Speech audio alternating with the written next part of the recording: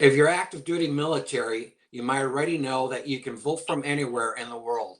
But how do you do it? Welcome, everyone, and thanks for joining us on the Facebook Live. I'm Dionisio Flores from Marine Corps Base Camp Pendleton, and we are joined by Sergeant Jarrett, who is part of the Marine Corps Security Guard Detachment in Bogota, Colombia. Good morning, everyone. As Marines, our mission may take us and our family all over the world. So wherever that may be, your right to vote still remains. Mission success depends on readiness and training. That's what we're focusing on today.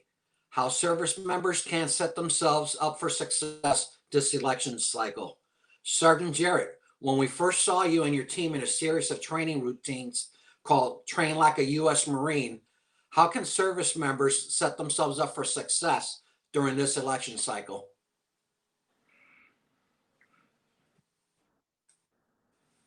So with those routines, we definitely wanted to show that even during this global pandemic, you can continue to build a strong base and be ready for anything. And the same can be said about absentee voting. So when it comes to absentee voting, the first thing you need to do is get a federal postcard application, or FPCA, and send that to your electoral office using fvap.gov to register and then request your ballot. So whenever you do that, your electoral office will process that FPCA, and then they would send you your absentee ballot. So that ballot, you can either request it by mail or by email. So fill it out, send it back, but definitely check on fvap.gov for your state's guidelines, because some states only accept the ballots back on via mail, while some also accept it via email or fax. Thank you for that. At every military installation, there's a voting assistance office where active duty service members and military spouses can get hard copy registration and ballot request forms. There are even voting assistance officers like myself who can assist you with any questions you may have. For example, a common question is how to identify your voting residence. This is the U.S. address where the established residency, even if you're PCS or you no longer have ties to this address, you can still claim it for voting purposes. Another question is where you should send your voting materials. On fvap.gov, you can find most of the up-to-date information and email and mailing addresses and phone numbers of your election offices. Again, many states accept voting materials by email or fax, while some allow to accept it by mail.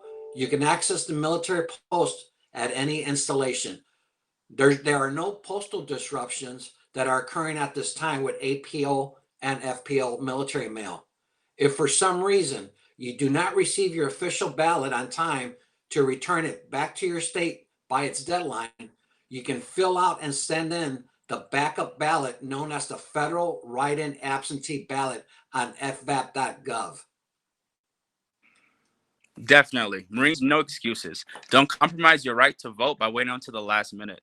Request your ballot now and send it back as soon as possible, and you can start at fvap.gov. Simplify. Sergeant Garrett, I have a question for you. How Okay. can Marines in basic training who are new to the Marine Corps get started on voting if they've never voted before? So Marines that are definitely new to the Marine Corps should seek out anyone that is with the Federal Voting Assistance Program, especially a voting assistance officer, and then they can definitely help them through all the steps. And also definitely start at fvap.gov to start your voting process. Great, thank you. I have a question for you, though. For Okay. Marines like myself, Marine security guards, or any other Marines that are stationed at diplomatic facilities, embassies, and consulates, where can they go to get assistance when it comes to voting? That's a great question, Sergeant Jarrett. Each U.S. embassy and consulate has a voting assistance officer at the American Citizen Services Unit.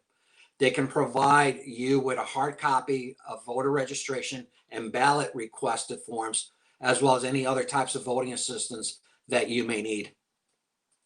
Okay, perfect. And also, one last question for any American that is not necessarily stationed in a diplomatic facility, but just not inside the United States. Where can they go to drop off their ballot, or I guess also seek assistance when it comes to voting? Okay. Well, U.S. citizens can mail their ballots back via diplomatic pouch at their nearest U.S. embassy or consulate. It's a free courtesy service through the Department of State. Did I Okay, answer your perfect. question? Yes, sir. That's all the questions I Okay, have. great. Well, finally, I'd like to conclude this Facebook Live event by thanking you, Sergeant Jarrett, for your service, especially overseas with the Marine Security Guard. And I also want to thank Military OneSource for hosting this Facebook Live event. Awesome. Thank you for your support and thank you for having me. Thank you again, Sergeant Jarrett.